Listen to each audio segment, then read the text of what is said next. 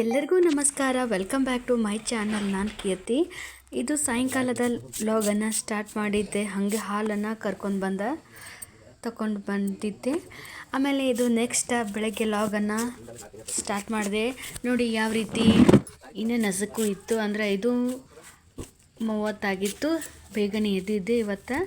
ಹಂಗೆ ಪೂಜೆ ಮಾಡ್ಬೇಕಂತ ಹೇಳಿ ಇಲ್ಲಿ ಕಸ ಗುಡಿಸ್ಕೊಂಡ, ಅಂಗಳಕ್ಕೆ ನೀರೆಲ್ಲ ಹೊಡ್ಕೊಂಡ ರೆಡಿ ಮಾಡ್ಕೋತಾ ಇದ್ದೆ. ಬಾಗಿಲನ್ನು ತೊಳ್ಕೊತಾ ಇದ್ದೆ.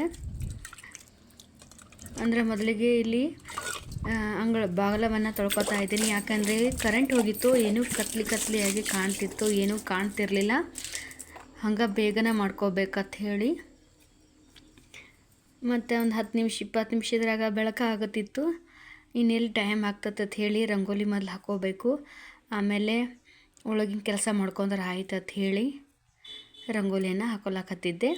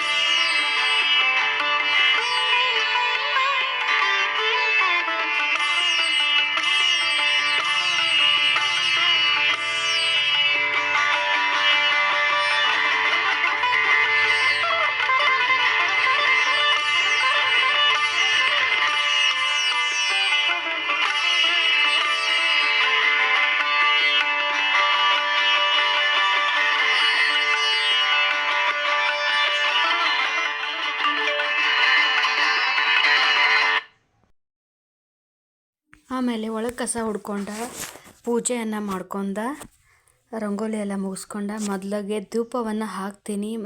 ನಾನು ಮನೆಯಲ್ಲಿ ಪ್ರತಿ ಬೆಳಗ್ಗೆ ಸಾಯಂಕಾಲ ಧೂಪವನ್ನು ಹಾಕ್ತೀನಿ, ಮರಿದೇನೆ ಹಾಕ್ತೀನಿ. ಮತ್ತು ಸಾಂಬ್ರಾಣಿ ಹಾಕೋದ್ರಿಂದ ತುಂಬಾ ಒಳ್ಳೆಯದು. ಮನೆಯಲ್ಲಿ ನೆಗೆಟಿವ್ ಥಾಟ್ಸ್ ಇದ್ದರೆ ಹೊರಗಡೆ ಹೋಗುತ್ತಂತ ಹೇಳಿ ಹಾಕೋತೀವಿ. ಅದು ಮೊದಲಿಂದ ರೂಢ ಇದೆ ನನಗೆ, ಹಾಕ್ತೀನಿ ಅಷ್ಟೇ. ಮತ್ತು ಇವತ್ತು ನಾನು ಸಿಂಪಲ್ಲಾಗಿ ಒಂದು ಸಾಂಬಾರು ರೆಸಿಪಿ ತೋರಿಸ್ತೀನಿ. ತುಂಬಾ ಚೆನ್ನಾಗಿರುತ್ತೆ. ಚಪಾತಿಗೆ, ಅನ್ನಕ್ಕೆ, ರೊಟ್ಟಿಗೆ, ಮುದ್ದೆಗೆ ಯಾವುದ್ರ ಜೊತೆನೂ ತಿಂದರೂ ತುಂಬಾ ಚೆನ್ನಾಗಿರುತ್ತೆ. ಮೊದಲಿಗೆ ಸ್ವಲ್ಪ ಒಂದು ಏಲಕ್ಕಿ, ಒಂದು ಮಸಾಲೆ ಹೂ, ಹಾಗೆ ಸ್ವಲ್ಪ ಕೊತ್ತಂಬರಿ ಕಾಳು, ಹಸಿ ಶುಂಠಿ, ಟೊಮೆಟೊ, ಒಣ ಕೊಬ್ಬರಿ, ಉಳ್ಳಾಗಡ್ಡಿ, ಪುಟಾಣಿ ಹಾಕಿ ಇದನ್ನು ಫ್ರೈ ಮಾಡ್ಕೊತೀನಿ. ಅಂದರೆ ಸ್ವಲ್ಪ ಫ್ರೈ ಮಾಡ್ಕೊತೀನಿ. ಇದೇನು ಭಾಳ ಹೊತ್ತು ಮಾಡೋದು ಬೇಕಾಗಿಲ್ಲ, ಇದು ರುಚಿಯಾಗಿ ಬರುತ್ತದೆ. ಮತ್ತು ಎಣ್ಣೆಯಲ್ಲಿ ಫ್ರೈ ಮಾಡಬೇಕಲ್ಲ, ಅಷ್ಟೇ ಫ್ರೈ ಮಾಡಿದ್ರೆ ನಡೆಯುತ್ತೆ.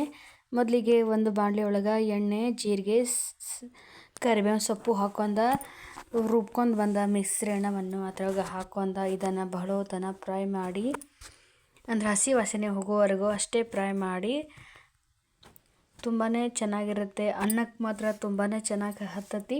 ನಾನು ಮಾತ್ರ ಅನ್ನ ಜೊತೆನೇ ಮಾಡಿರೋದು. ಮತ್ತು ಸ್ವಲ್ಪ ಹಸಿ ಶುಂಠಿ ಪೇಸ್ಟ್ ಇತ್ತು, ಬೆಳ್ಳುಳ್ಳಿ ಶುಂಠಿ ಪೇಸ್ಟ್ ಇತ್ತು, ಅದನ್ನು ಹಾಕಿದ್ದೀನಿ. ಇದು ಸಿಂಪಲ್ಲಾಗಿಯೇ ಮಾಡಬಹುದು. ಮತ್ತು ಇದಕ್ಕೆ ನೀವು ಬೇಕಾದ್ರೆ ಹಸಿ ಕೊಬ್ಬರಿಯನ್ನು ಹಾಕೋಬಹುದು ಮತ್ತು ಶೇಂಗಾ ಕಾಳನ್ನು ಹಾಕೋಬಹುದು. ಮತ್ತು ನಾನಿಲ್ಲಿ ಅಚ್ಕಾರದ ಪುಡಿಯನ್ನು ಹಾಕೋಂತ ಮತ್ತು ಸ್ವಲ್ಪ ಸಾಂಬಾರು ಪುಡಿಯನ್ನು ಒಂದು ಚಮಚ ಹಾಕೋತಾ ಇದ್ದೀನಿ. ರುಬ್ಬಿಟ್ಟಿರುವ ಮಿಶ್ರಣ ಒಳಗೆ ಅದನ್ನು ಸ್ವಲ್ಪ ನೀರು ಹಾಕೊಂಡು ಅದನ್ನು ಅದ್ರೊಳಗೆ ಸೇರಿಸ್ಕೋತೀನಿ.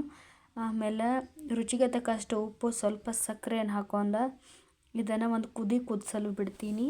ಒಂದೇ ಕುದ್ರೆ ಸಾಕು. ಇದು ತುಂಬಾ ಚೆನ್ನಾಗಿರುತ್ತೆ.